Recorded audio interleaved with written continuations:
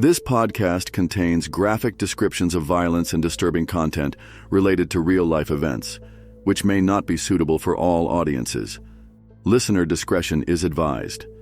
All right, so get this picture. A typical Canadian town. Quiet streets, friendly neighbors. Cornfields. Yeah, maybe best known for its corn crop. Not exactly a hotbed of international intrigue, right? You wouldn't think so. But that's where we're headed in this deep dive. Exactly. We've got a stack of newspaper articles, obituaries, even some court records. Oh, wow. And they all point to this seemingly average woman who lived a quiet life in Taber, Alberta.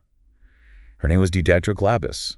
Realtor, community volunteer, even chaired the local daycare committee. Sounds like a model citizen. Exactly. Obituaries describe her as a beloved neighbor and friend. But here's where things take a turn.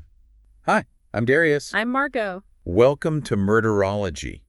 It turns out Deidre had a whole other life she kept hidden for decades. A past so secret, it took almost 50 years to unravel. Okay, so buckle up, because in 2025, U.S. authorities dropped a bombshell.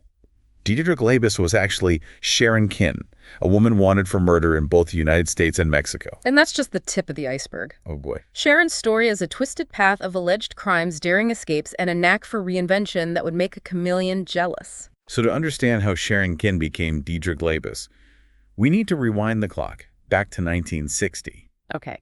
The place Independence, Missouri Sharon, a young housewife in her early 20s, finds herself at the center of a tragedy when her husband, James Kinne, is found dead. Shot in their bed. Shot in their bed. The official story, their 2-year-old daughter accidentally pulled the trigger. Now, I don't know about you, but alarm bells are already going off in my head. Yeah. Even back then, the police had their doubts, but couldn't quite prove Sharon was involved. And what's interesting is that the gun was never found, adding another layer of mystery to the case. But here's where things get really interesting. Sharon uses life insurance money to buy a brand new car and starts a whirlwind romance with, you guessed it, the car salesman. Classic film noir, right? Totally. But just like in those old movies, this love affair takes a dark turn when the salesman refuses to leave his wife. His wife, Patricia Jones, turns up dead. And suddenly, Sharon finds herself facing 2 murder accusations. It's like something ripped from a true crime podcast. Well, minus the podcast part, of course. This was 1960, remember? Oh, right. But the drama is definitely real. First, Sharon stands trial for Patricia's murder. She's acquitted. Not enough evidence. Wow, talk about a close call. But remember, there's still the matter of her husband's death. That trial does not go her way, and she's found guilty. So, case closed. Not so fast. There are some issues with the trial, and her conviction gets overturned. They scheduled a retrial, but Sharon, sensing she might not be so lucky the second time around, makes a bold move. Let me guess she runs. You got it. Sharon skips bail and hightails it to Mexico. Okay, so we've got a woman accused of 2 murders, 1 conviction overturned. Now she's an international fugitive. It can't get much wilder than this, right? Oh, but it does. Just wait till you hear what happens next. Remember how we were talking about Sharon's knack for reinvention? Well, it turns out she wasn't just escaping the law. She was escaping one identity and stepping right into another. Hold on, you're telling me she just disappeared into thin air in Mexico? Not exactly thin air. More like she blends into the chaos. See, just days after arriving in Mexico City, she's linked to yet another death. Okay, this is getting hard to keep track of. Who was it this time? A man found shot in a hotel room. The authorities believe it was a robbery gone wrong, with Sharon pulling the trigger. Wow, so not only is she on the run from the U.S., but now she's racking up charges in Mexico, too. Exactly. This time, though, there's no escaping conviction. Mexican authorities slap her with a 13-year prison sentence, and she earns herself a rather chilling nickname. I'm almost afraid to ask, but what did they call her? La Pistolera, the female gunslinger. Okay, that's intense. So she's finally behind bars. End of story, right? If only it were that simple. Remember, we're dealing with Sharon Kinne here. 5 years into her sentence, during a prison blackout, she manages to vanish. Poof. Gone no trace. Wait, seriously. She escapes again. And that's where things go quiet for almost 50 years. Until, of course, that tip leads authorities right to the doorstep of Deidre Glabus in Taber, Alberta. So how does a woman wanted for multiple murders in 2 countries manage to build a whole new life for herself? Did she have help? Was she part of some criminal network? That's the million-dollar question. The sources we have are mainly focused on the public face Deidre presented to the world. There's not a lot about how she got to Taber, who she might have known any of that behind-the-scenes stuff. It's almost like there are 2 completely separate lives here. Sharon Kinne, the fugitive, and Deidre Glabus, the upstanding citizen. And that's where things get really fascinating, because Yeah. we have to ask, was she truly living a double life, or did she somehow manage to leave her past completely behind and become someone new? All right, so let's dive into Deidre's life in Tabor. What do our sources tell us about this seemingly normal existence she built for herself? Well, she arrives in Tabor around 1973 with a husband in tow, a man named Jim Glabus. They buy a motel and later go into real estate together. She joins community organizations, volunteers, even becomes a prominent figure in the local daycare. So she really went all in on this new persona. Yeah. No hint of the fugitive, the La Pistolera. Not from what we can gather. And for a while, it seems like she found a measure of stability. But remember, Sharon's past had a way of catching up with her. Okay, what happened? Don't tell me there's another murder. No, not this time. But tragedy does strike. In 1979, when Jim Glabus dies, he was only 38. Oh, wow, that's young. What happened? The official cause of death was asphyxiation due to a diabetic coma. There are some mentions of him struggling with alcoholism. So a sad but natural death case closed, right?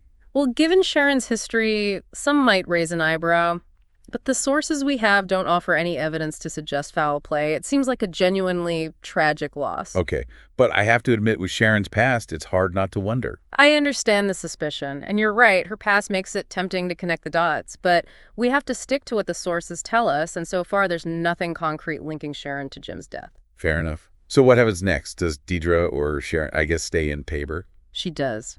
3 years later, in 1982, she remarries. This time, a man named Willie L. So a second chance at love and a normal life. Did it Yeah. stick this time? This marriage lasted almost 30 years. Willie died in 2011 at the age of 79. Okay, 2 husbands, both dying relatively young. I know we said we'd stick to the sources, but come on, that has to raise some red flags. It's definitely a pattern that's hard to ignore, but again, the information we have about their deaths doesn't point to anything suspicious. It seems Deidre really did manage to build a quiet, even ordinary life in Tabor. But that means she kept this huge secret hidden for decades. Did anyone ever suspect who she really was? I mean, it makes you wonder, like, how well can we ever really know the people around us, right? Yeah, it really does. It challenges everything. It challenges our perceptions of identity and how much the past can truly be buried. So we've got this woman accused of multiple murders, manages to escape not once but twice, and then builds this whole new life for herself. It's like something out of a Hollywood thriller. Yeah, it's really a story for the ages. But the big question I think that hangs over all of this is motivation. You know, Yeah. what drove Sharon Kinne to these extremes? What was she running from or running towards? Yeah, it's easy to get caught up in the twists and turns of the story. Yeah. But I think understanding her motivations is key to kind of unlocking the real mystery here. And to that point, you know, thinking about the context, right back in the 1960s, women faced much different societal expectations. The roles of wife and mother were often seen as their primary purpose in life. Right, and Sharon clearly chafed against those limitations. It seems like she craved excitement, a life that went beyond the confines of, her small town existence. Exactly. She wanted more, and she wasn't afraid to break the rules, even commit violence to get it. But there had to be more to it than just wanting a more exciting life, right? I mean, those crimes were brutal.